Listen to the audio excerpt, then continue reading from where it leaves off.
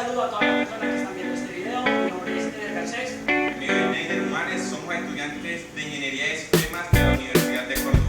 Vamos a hablar sobre los inodos, funcionan en gestión de ficheros y archivos basados en Linux. ¿Qué es un inodo? Un inodo es una estructura de datos propias de los sistemas de archivos tradicionales de Unix. Un inodo almacena toda la información sobre un archivo regular, directorio u otro objeto del sistema de archivos, excepto su nombre y su contenido. Estructura de un inodo. El inodo contiene la información necesaria para que el proceso pueda acceder al archivo. Esta información incluye propietario, derechos de acceso, tamaño, localización en el sistema de archivos, etc. La lista de inodos se encuentra situada en los bloques que hay a continuación del superbloque. Durante el proceso de arranque del sistema, el kernel lee la lista de inodos y carga una copia de memoria conocida como tabla de inodos o caché de inodos.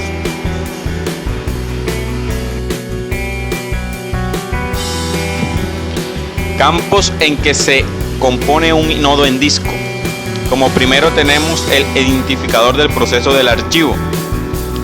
La posición se divide entre los propietarios individuales y un grupo de propietarios y define el conjunto de usuarios que tienen derecho de acceso al archivo.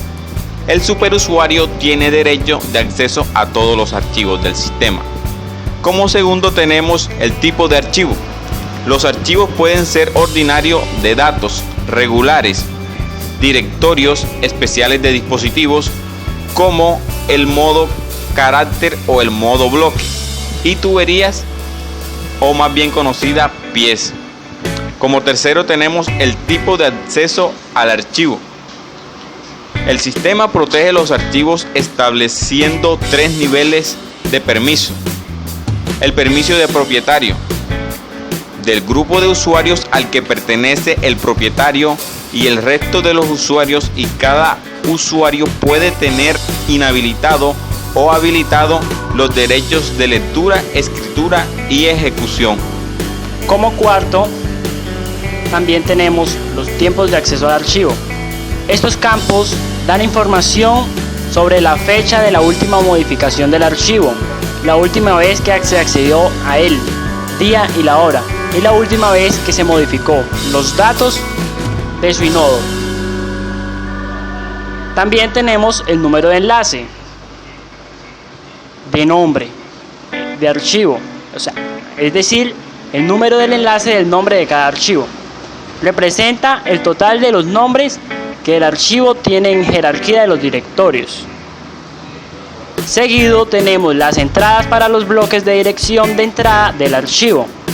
Si bien los usuarios tratan los datos del archivo como si fueran una secuencia de bytes continuos, el kernel puede almacenarlos en bloques que no tienen por qué ser contiguos. En los bloques de dirección es donde se especifican los bloques del disco que contienen los datos del archivo. Y tenemos también el tamaño del archivo. Los bytes de un archivo pueden direccionar indicando un desplazamiento del byte más incrementado en la unidad. Siguiendo con la estructura de un inodo, hay que tener en cuenta que tenemos que especificar el nombre del archivo. No queda especificado en el inodo. En los archivos de tipo directorio, donde cada nombre se le asocia a un inodo correspondiente. También hay que indicar la diferencia entre escribir el contenido de un inodo en el disco y escribir el contenido del archivo. El contenido del archivo, en este caso sus datos, cambian solo cuando se escribe en él. El contenido de un inodo cambia cuando se modifican los datos del archivo o la situación administrativa del mismo. En este caso, el propietario, los permisos y los enlaces. La tabla de inodos contiene en memoria la misma información que la lista de inodos y además de la siguiente información adicional: descriptor del inodo.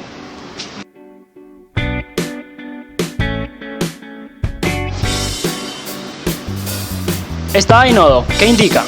Si el inodo está bloqueado, aquí tenemos una prevención de acceso al inodo. Si hay algún proceso esperando que el inodo quede bloqueado, la bandera de petición de aviso por este inodo. Si la copia del inodo que hay en memoria difiere de la que hay en el disco, la bandera de discrepancia entre inodo y memoria de disco. Si la copia de los datos que hay del archivo en memoria difiere de los datos que hay en el disco, aquí tenemos un caso de la escritura del archivo a través de un buffer caché. Si el archivo es un punto de montaje.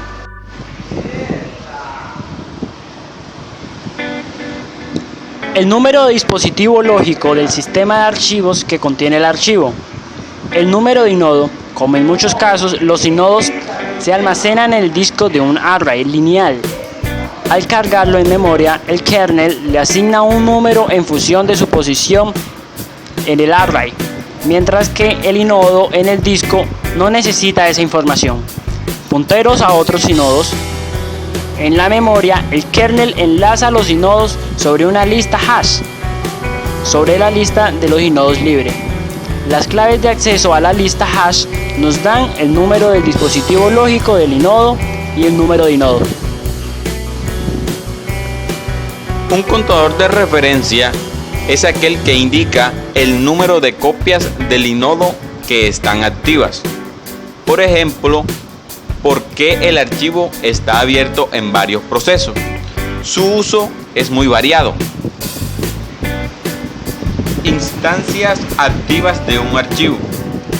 Activa la solicitud de un proceso libres cuando tiene valor 0. Un buffer está libre cuando no está bloqueado.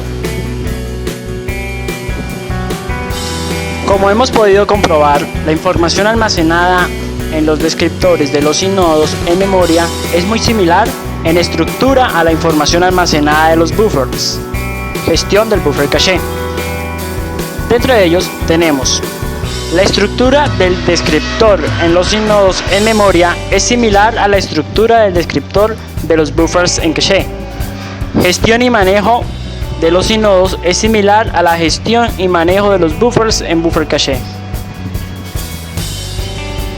La diferencia entre la gestión de los inodos y de los buffers caché es la cuenta de referencia, contador LRU, la guía de la política de reemplazo de buffers.